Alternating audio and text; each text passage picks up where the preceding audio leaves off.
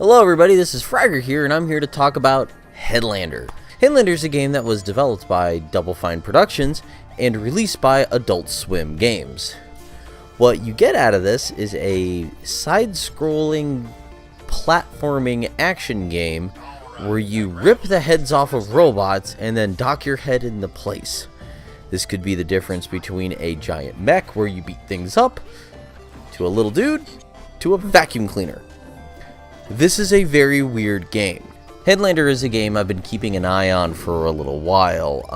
Where I work, there's a loop of a bunch of trailers, and Headlander has always been a part of it. Whenever the trailer would play, I'd be drawn to the 70s aesthetic that the game clearly had.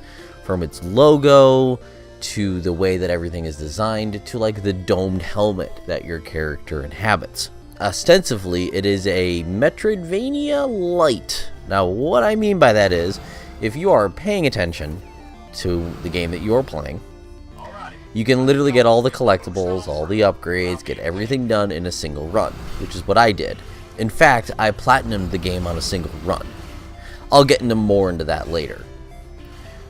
In the game's story, you're the Headlander who has been awoken by Earl in order to fight Methuselah, a pretty much robot overlord. Over a very long period of time, people have slowly decided to start putting their consciousness into robot bodies because they didn't need their fleshy human bodies.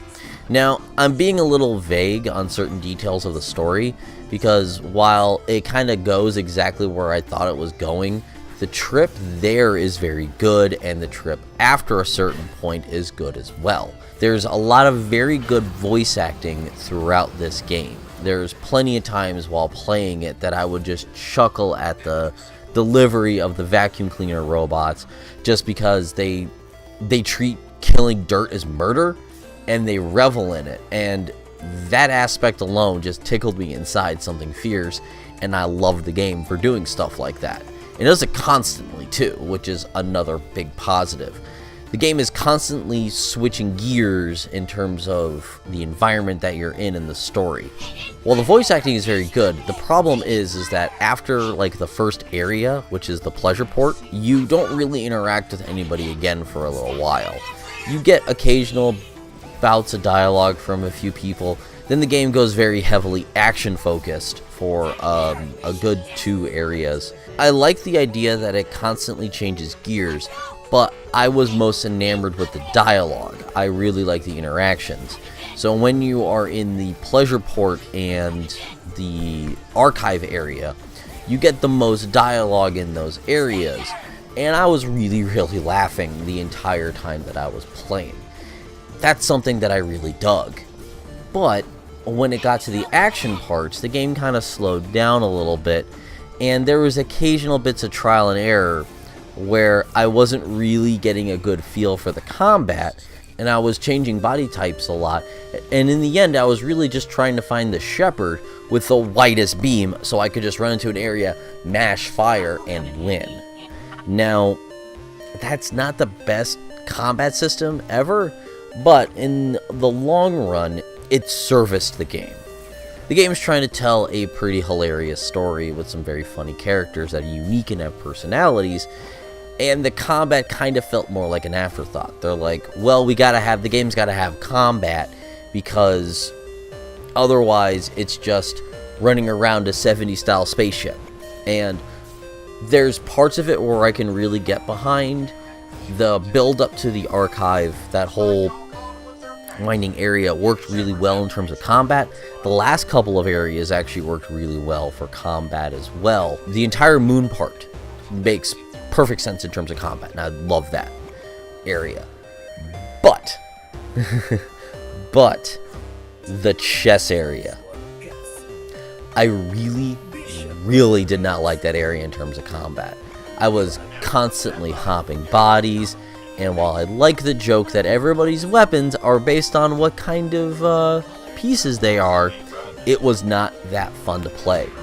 And in fact, when it got to the first boss of the game, I did not dig the combat at all in that area, and that's when the combat completely fell apart. In fact, when I was just going straight through this game, when I got to that section is when I lost a little bit of faith in the game. luckily, right after that area is hands down one of the funniest fucking parts of this game, which I will not go into, but let's just say, really good job of that music choice there, guys.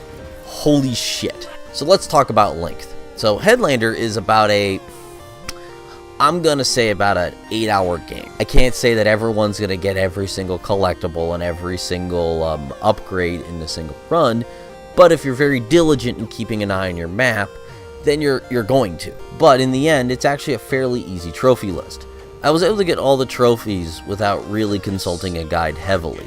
What I mean by that is that the only real things that I looked up were how to play a game of horse, which is you go to the chess area and there's a basketball hoop, you take a horse's head and you put it in the hoop. That's it.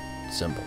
So all in all, the full trophy list is actually super duper easy, and I appreciate that. I've been playing a lot of games lately that have very long trophy lists.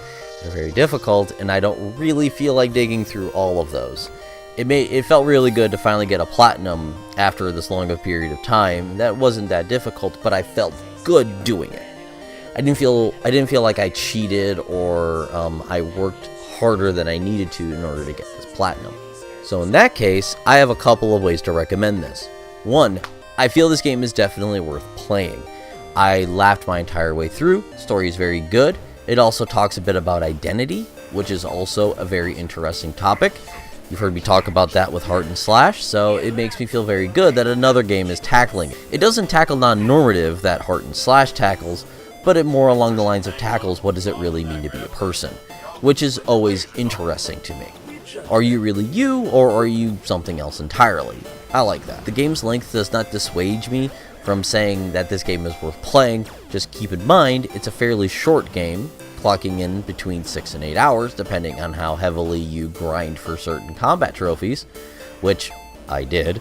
But all in all, I had a great time the entire way through. If you are hunting for a very easy set of trophies and a platinum, this game is also exactly up your alley. You just gotta justify the price to yourself if you're doing that. Numerically speaking, what would I give Headlander? I'd say about an 8. It loses a little bit because of its length, and it also loses a little bit because of the combat being not the best. In the end, I enjoyed my time with it, and I look forward to possibly revisiting this world again in the future. So I hope you had a great time. I know I did. This is Fragger. See you next time.